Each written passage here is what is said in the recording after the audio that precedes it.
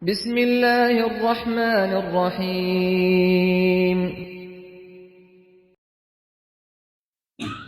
Bismillahirrahmanirrahim.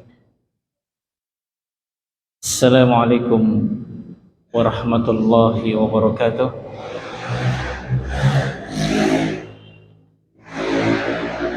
Alhamdulillah, wassalatu wassalamu ala rasulillah wa ala alihi wa ashabihi wa man tabi'ahum bi ihsanin ila yaumiddin. Asyhadu an la ilaha illallah wahdahu la syarika lah wa asyhadu anna Muhammadan abduhu wa rasuluhu al-mab'uts rahmatan lil alamin. Ya ayyuhalladzina amanu taqullaha haqqa tuqatih wa la tamutunna illa wa antum muslimun. Amma ba'd. Jamaah salat maghrib yang sama berbahagia, alhamdulillah, kembali kita bersyukur kehadirat Allah Subhanahu wa taala. Dengan pertolongannya kita kembali hadir melaksanakan salat maghrib secara berjamaah. Lalu kemudian kita lanjutkan dengan mengikuti majelis ilmu, majelis taman-taman syurga, majelis yang paling dibenci oleh syaitan. Jadi majelis di mana di dalamnya kita diingatkan tentang tujuan kita diciptakan. Di dalamnya kita diingatkan tentang negeri akhirat. Di dalamnya diingatkan tentang ibadah kepada Allah Subhanahu wa taala. Ini adalah satu perniagaan yang sangat menguntungkan. Lalai darinya adalah sebuah kerugian, karena ilmu itu adalah warisan Rasulullah sallallahu alaihi wa alihi wasallam. Sering kita dengar kalau kita berbicara warisan, orang bertengkar. Dan biasanya kalau bicara warisan, yang ditemani berseteru itu adalah keluarga. Kadang anak dengan orang tua, kadang saudara dengan saudara, demi untuk mendapatkan yang namanya warisan. Apakah memang karena haknya atau dia ingin mengambil lebih dari haknya? Padahal itu adalah warisan dunia yang pasti ditinggalkan. Namun ketika diperhadapkan dengan warisan Rasulullah sallallahu alaihi wasallam, nyaris tidak pernah terdengar ada orang bertengkar untuk memperebutkan warisan Rasulullah sallallahu alaihi wasallam. Padahal sebaik-baik warisan adalah warisan manusia yang termulia. Siapa manusia yang termulia? Rasulullah sallallahu alaihi wasallam. Maka tentu warisannya beliau adalah sebaik-baik warisan. Apa warisannya beliau? Al-ilmu. Rasul sallallahu alaihi wasallam bersabda, wa innal anbiya lam yuwarrithu dinaron wala dirhama. Sungguh para nabi dan rasul itu tidak mewariskan dinar dan dirham, walakin warithul ilma. Akan tetapi para rasul itu mewariskan ilmu. Manusia-manusia terpilih, manusia-manusia termulia di sisi Allah adalah para anbiya. Nabi sudah kabarkan, tegaskan bahwa tidak ada seorang nabi pun yang mewariskan harta benda. Walakin warithul ilma, tapi ilmu yang diwariskan. Maka siapa yang mengambil warisan ini, maka dia layak mendapatkan kemuliaan. Faman akhadhaha, kata Rasul, siapa yang mengambil bagian dari ilmu ini, dia menuntutnya, dia mempelajarinya, dia hadir dalam majelis ilmu untuk mengambil satu untaian kalimat dari Rasul sallallahu alaihi wasallam yang bisa menambah keimanannya, bisa meluruskan tujuan hidupnya. Maka sungguh, kata Nabi, akhadha bihadzin wafir, sungguh dia telah mengambil bahagian yang sangat banyak. Rugi betul orang yang menelantarkan warisan Rasul sallallahu alaihi wasallam. Betul-betul satu keberuntungan yang besar bagi orang-orang yang gemar, senang mencari warisan beliau sallallahu alaihi wasallam. Di mana ditemukan warisan Nabi? Di rumah-rumah Allah Subhanahu wa taala. Karena itu suatu hari Abu Hurairah radhiyallahu taalaan berada di pasar dan meneriaki orang-orang yang ada di pasar, "Ada apa dengan kalian di sini? Bukankah Rasulullah sallallahu alaihi wasallam sedang membagi-bagikan warisan di masjid, di Masjid Nabawi ketika itu?" Orang-orang yang ada di pasar langsung berhamburan, tinggalkan perniagaannya, tinggalkan perdagangannya, jual belinya.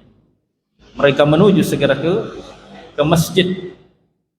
Ternyata yang ditemukan di sana orang yang sedang sholat, orang yang sedang baca Quran, orang yang sedang berzikir, orang yang sedang bermajelis ilmu.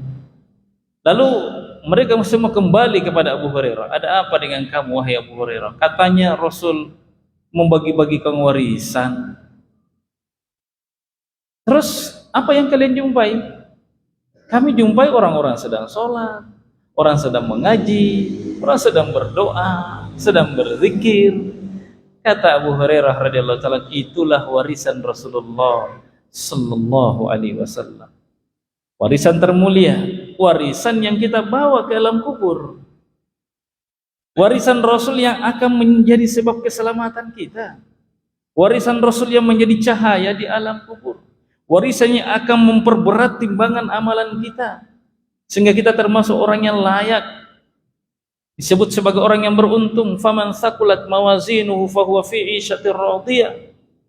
Maka barang siapa yang berat timbangan amalnya, maka sungguh dia berada dalam kehidupan yang diridhoi. Adapun orang yang luput dari warisan-warisan ini, maka jangan salahkan siapa-siapa jika timbangannya ringan. Wa amma man khaffat mawazinuhu, adapun orang-orang yang ringan timbangan kebaikannya, fahumuhu hawiyah, maka tempat kembalinya adalah hawiyah.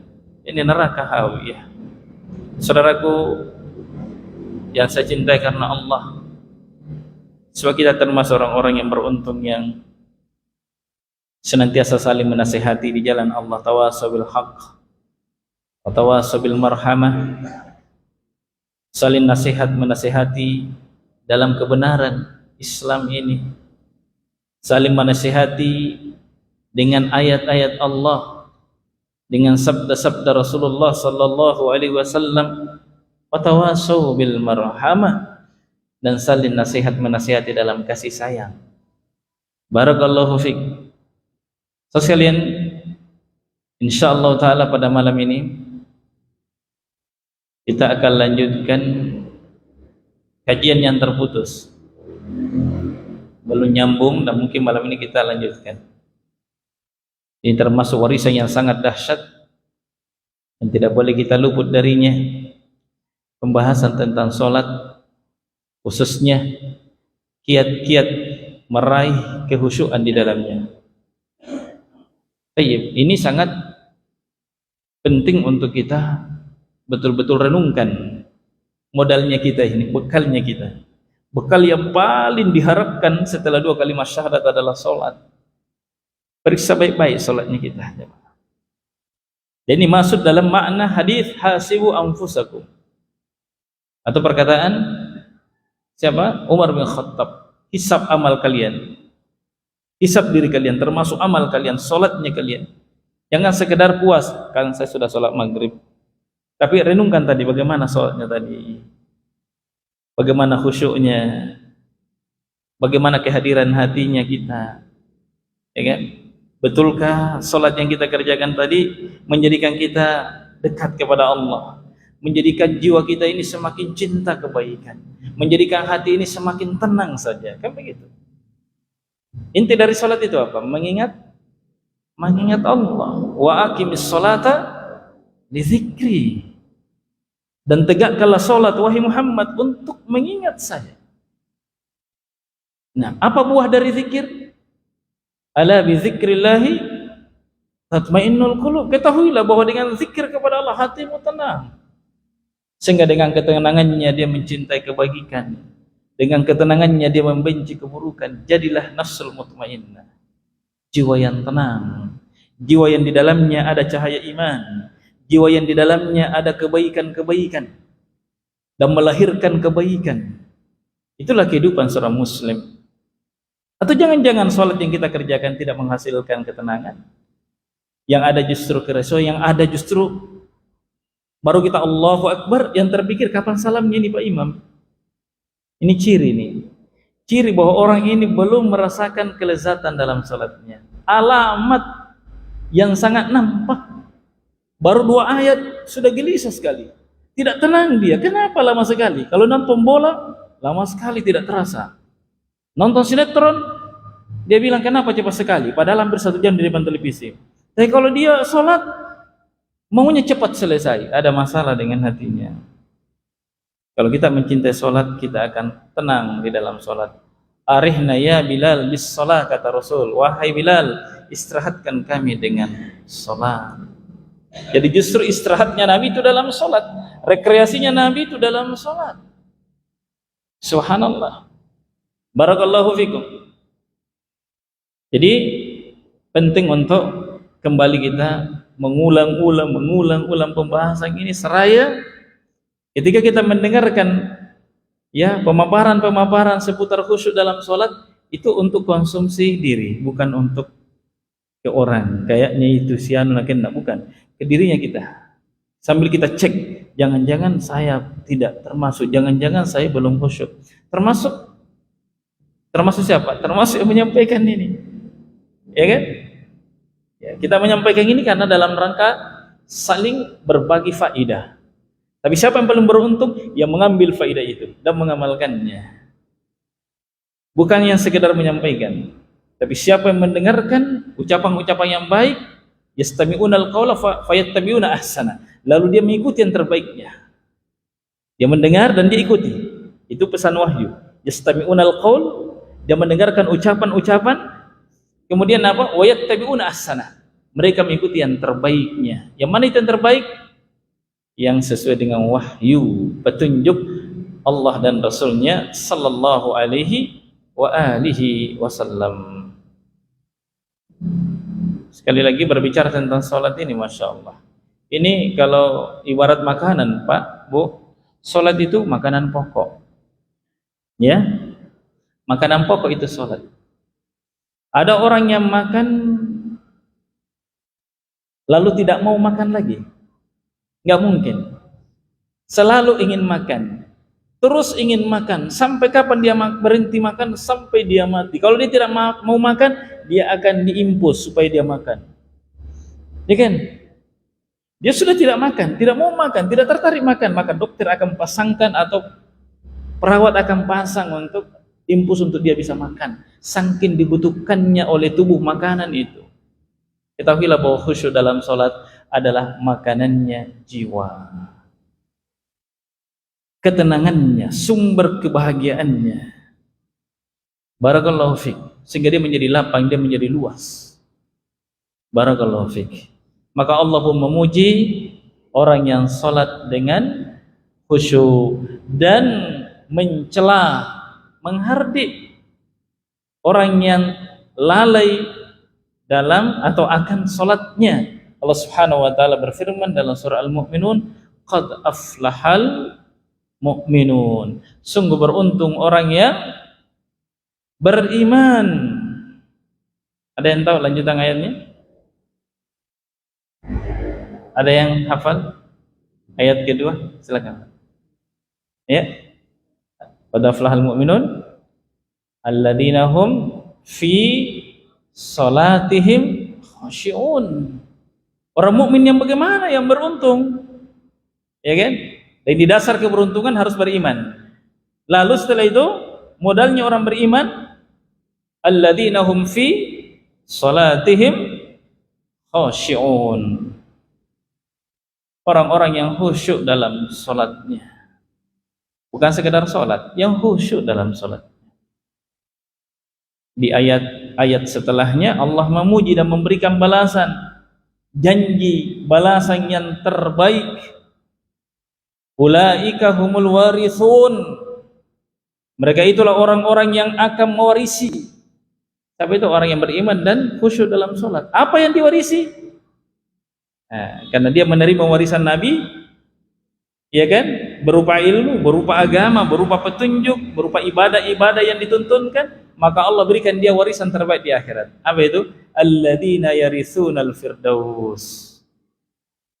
Orang-orang yang akan mewarisi surga firdaus. Hum fiha khalidun, mereka kekal di dalamnya. Barakallahu fiik.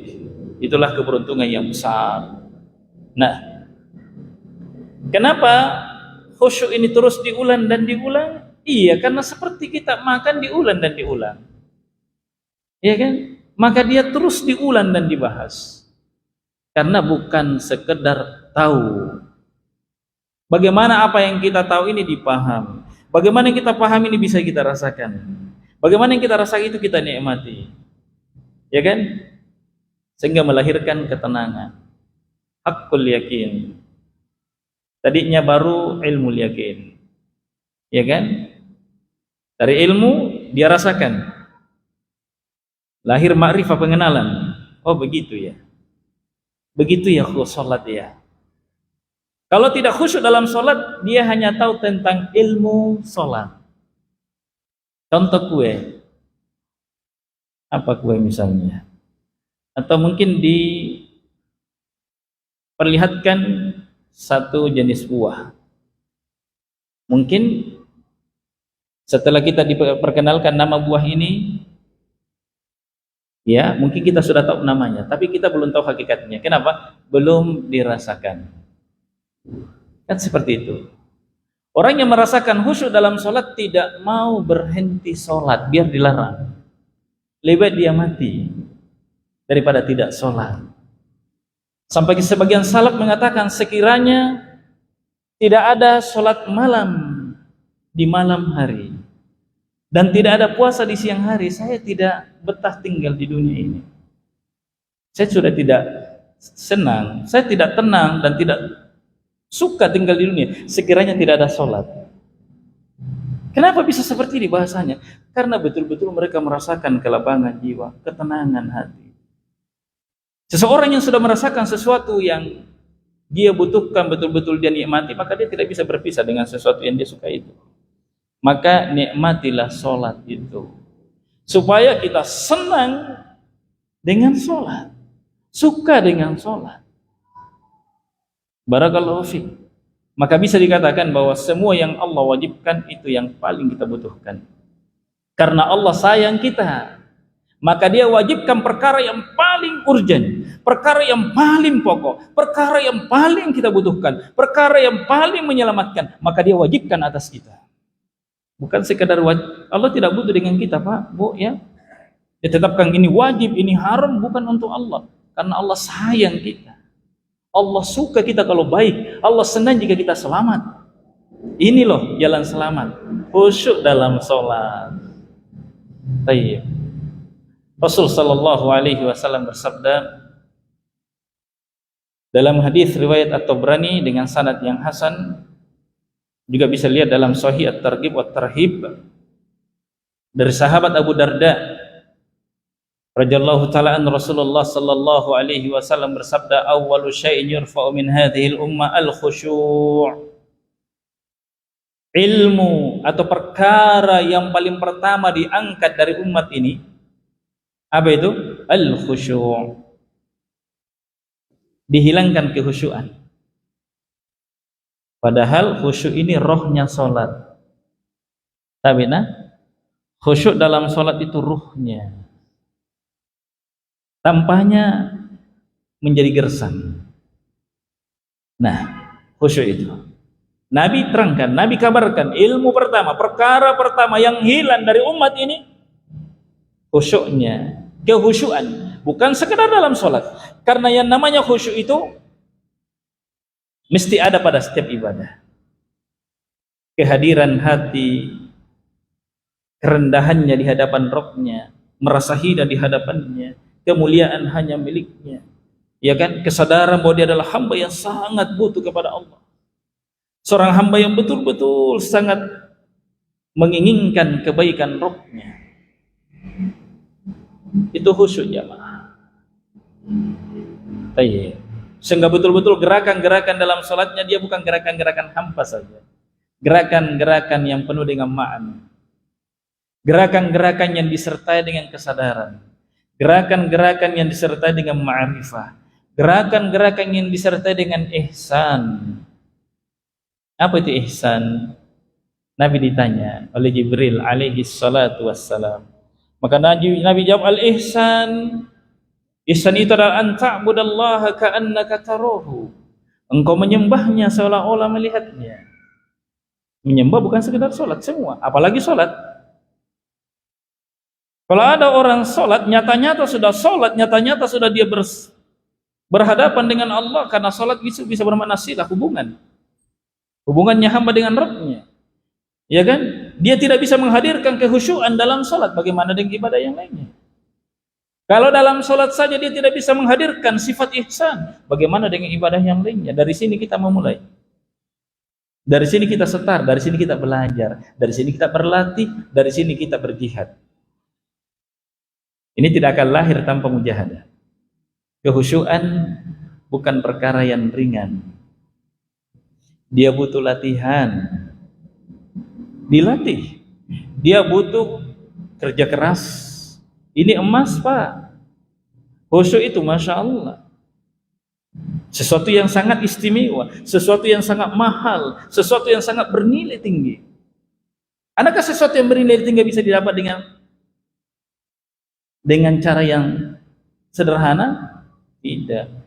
Kalau kerikil, Bapak keluar masjid dapat kerikil insya Allah. Tapi kalau emas, ya kan? Untung betul kita kalau dapat emas, ya kan? Jemaah sekalian, khusyuk pun demikian, butuh mujahadah. Salah satu bentuk mujahadahnya Bapak bersabar duduk mendengarkan pembahasan khusyuk, itu mujahadah itu. Itu ada nilai di situ. Anda hadirkan hatinya. Itu mujahadah. Allah akan melihat hamba-hambanya siapa yang sungguh-sungguh. Allah berfirman, "Walladzina jahadu fina." Dan orang-orang yang berjihad di jalan kami, bersungguh-sungguh di jalan kami, lanahdiyannahum subulana. Pasti kami akan bukakan jalan-jalan kami. Mau khusyuk harus berjihad, melawan hempasan-hempasan, melawan bisikan-bisikan, melawan rayuan-rayuan, melawan apa saja yang bertolak belakang dengan zikir. Terasa Pak? Ketika takbir Allahu Akbar, ada gangguan? Ada gangguan Pak? Ada? Ada? Kalau ada orang merasa tidak ada gangguan, berarti hebat betul. Ada Pak. Ada gangguan. Ada rayuan. Ada godaan. Salat itu perjalanan ibaratnya, ini ilustrasi Pak. Salat itu ibaratnya perjalanan menuju istana raja. Dalam perjalanan itu ada bunga-bunga yang cantik. Kadang orang terrayur, kadang seorang terkesima, dia berhenti di situ, lupa dia tujuan. Baru takbir Allahu Akbar, muncul ingatan. Wih, sumpah yang jadi pasar karo sumpah tak dekubali di.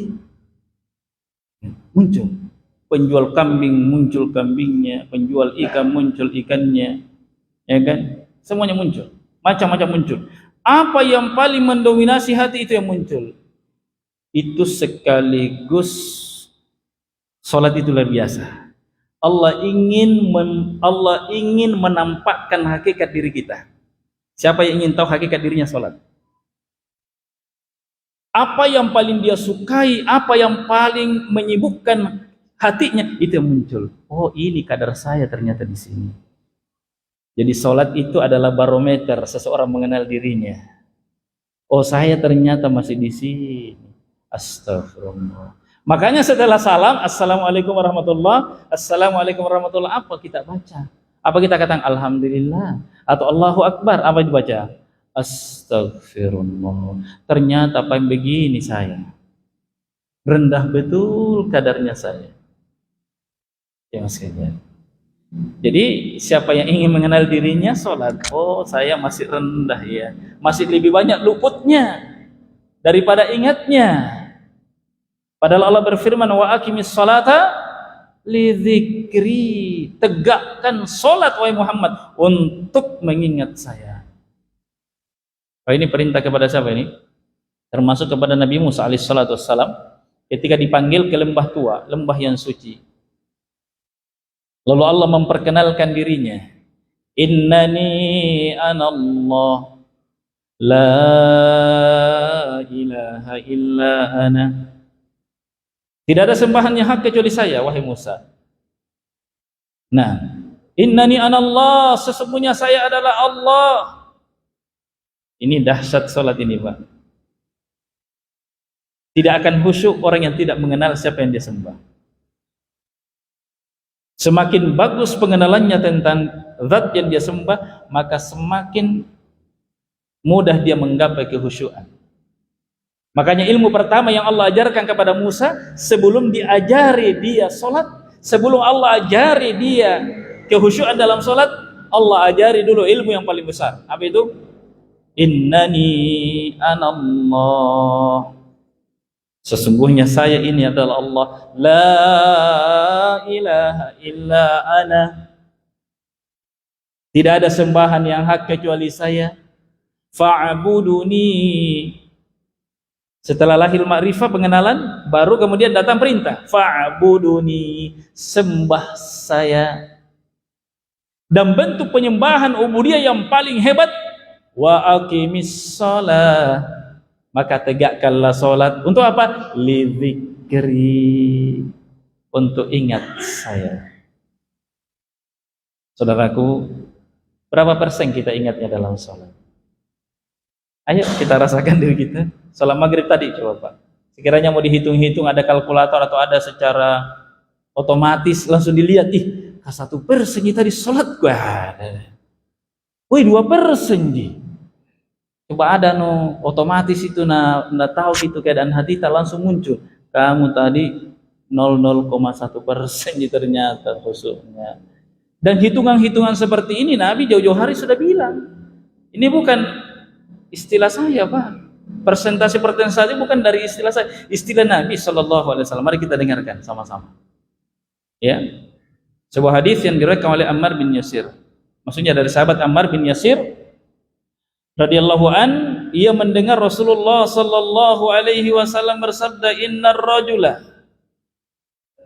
sesungguhnya seseorang la yansarifu wa ma kutiba lahu illa usyru salatihi, bahwa ada yang selesai dari salatnya, seseorang yang melakukan salat tetapi hanya mendapatkan usyru salati. Apa itu artinya usyur?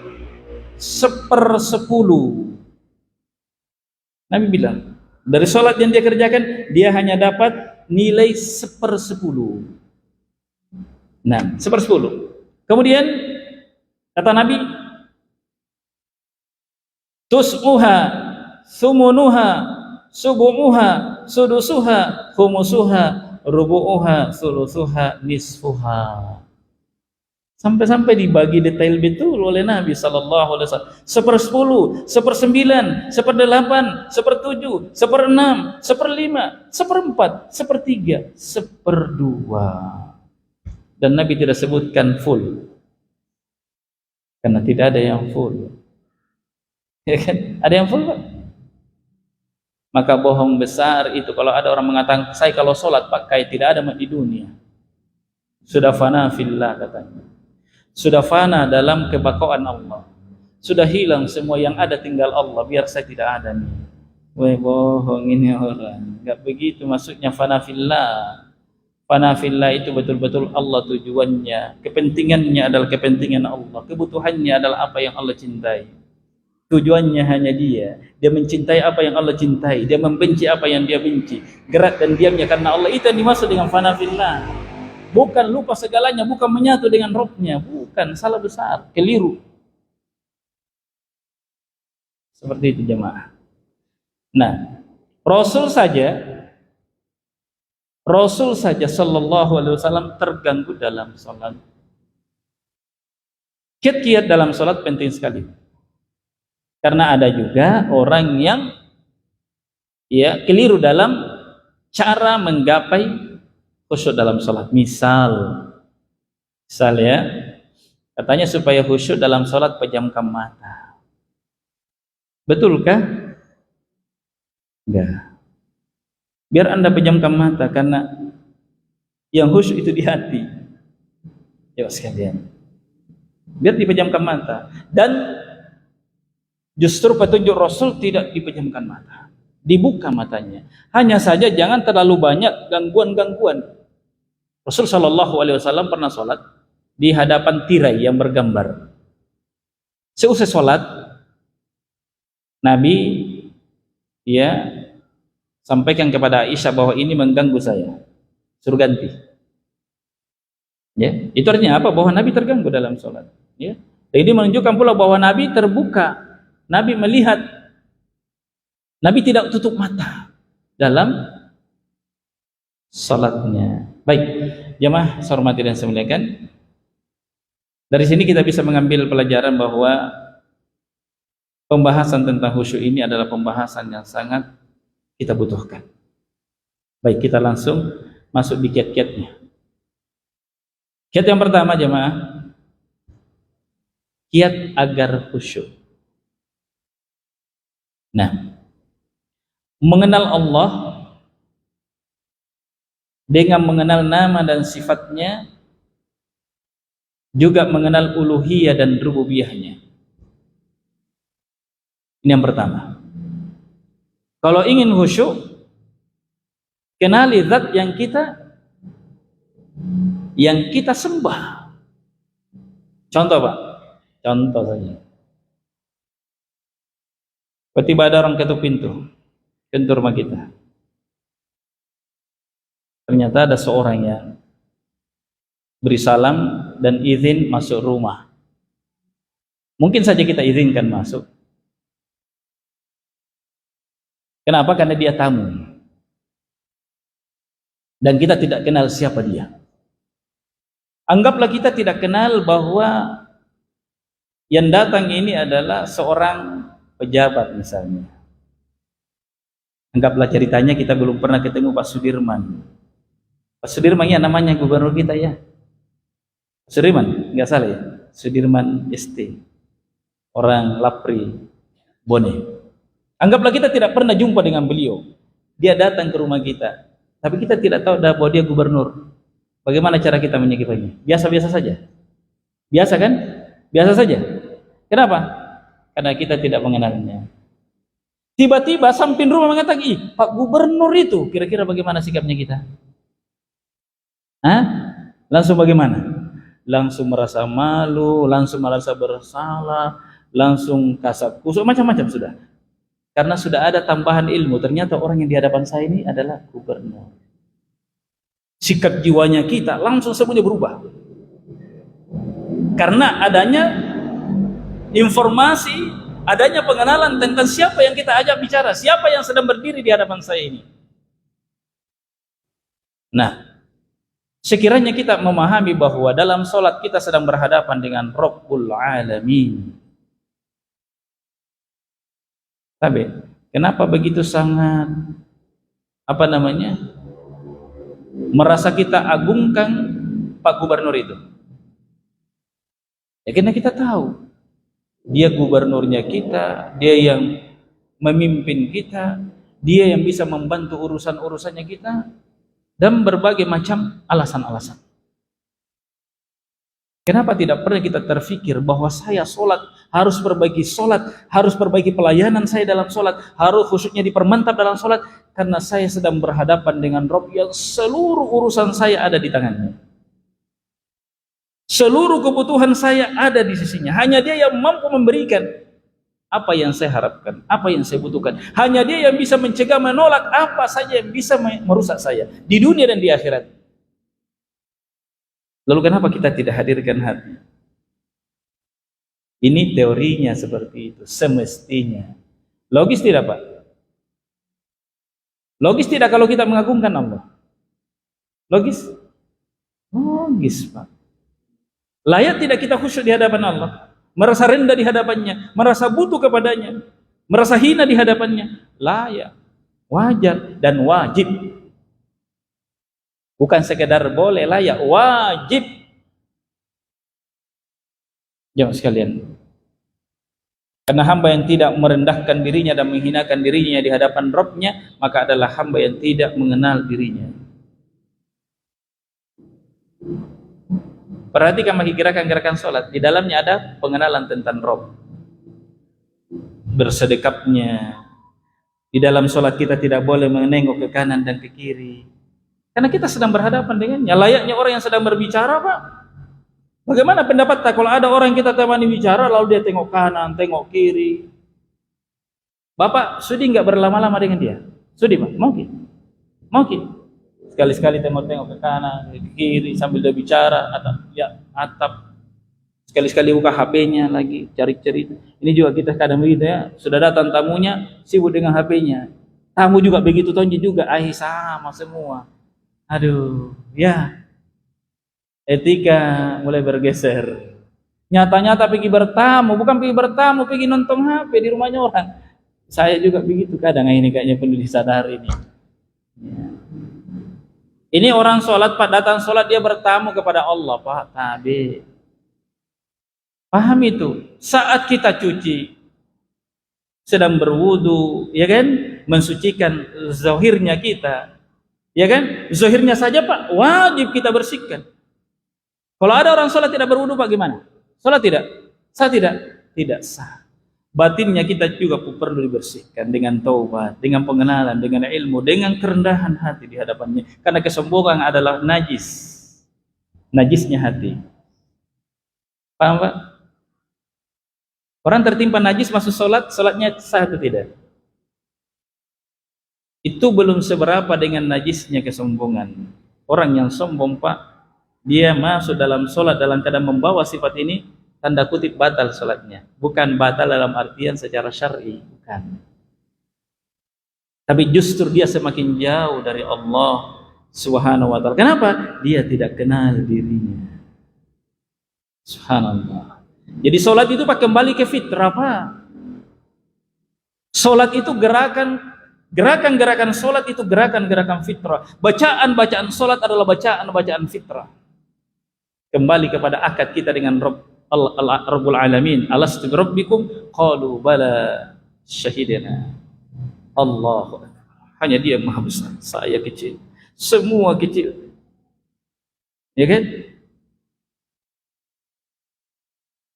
Sudah masuk tuh kan? Nah, belum lagi gerakan rukuknya, menundukkan ketundukan di hadapan Rabb-nya, diperhebat dan disempurnakan dengan gerakan apa? Gerakan sujud, Pak. Betul-betul nggak ada sudah. Habis sudah. Dalam artian betul-betul sudah. Saya tidak ada apa-apa. Ya kan? Betul-betul saya hina ya Rabb. Kepala yang selama ini kita muliakan, kita banggakan, betul-betul rendah serendah-rendahnya. Nah, makanya Nabi mengatakan sedekat-dekat hamba dengan Tuhannya ketika dia sujud, karena di sini betul-betul lahir dua ma'rifah, pengenalan tentang diri yang rendah dan pengenalan tentang Rabb yang kita sembah. Subhana rabbiyal a'la, maha suci Allah yang maha tinggi. Ini dasar pertama. Dasar ma'rifah adalah, dasar atau kiat khusyuk yang pertama dan paling pokok adalah ma'rifatullah, mengenal Allah. Berapa lama kita belajar tentang Allah, Pak? 1 bulan? Supaya naik kelas? Kira-kira, Pak, mengenal Allah butuh berapa hari, Pak, belajar? Ya? Sampai apa? Sampai akhir hayat, Pak. Apa tamat nih kalau sampai akhir hayat, Pak? Belum tamat. Cuma sebatas itulah waktu kita. Tidak ada orang tamatnya. Jadi kalau ada orang mengatakan tamat mas saya belajar tauhid, tamat mas saya belajar tentang Allah, Anda bodoh, Anda jahil, Anda belum paham. Tidak ada tamatnya. Ya kan? Tidak ada tamat. Terus dan terus belajar. Yang ada hanya mengurangi kebodohan, mengurangi kadar kebodohan saja. Sallallahu ala nabiyina Muhammadin wa ala alihi wasallam wa akhir da'wana alhamdulillah. Assalamualaikum warahmatullahi wabarakatuh.